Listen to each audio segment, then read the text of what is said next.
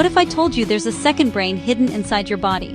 It influences your mood, your energy, and even your thoughts. We're talking about your gut. This is your gut microbiome, a thriving ecosystem of trillions of bacteria. When it's in balance, it's a powerhouse. A healthy gut helps you digest food, absorb nutrients, and powers your immune system, keeping you feeling fantastic. A healthy microbiome supports immunity, mood, and sustainable energy. But this delicate balance can be easily disrupted.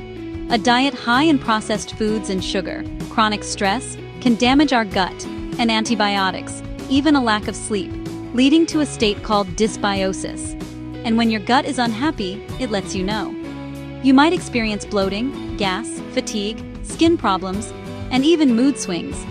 These are red flags telling you your gut needs help. The great news is, you have the power to heal your gut. First, supercharge your diet with fiber-rich foods and fermented foods.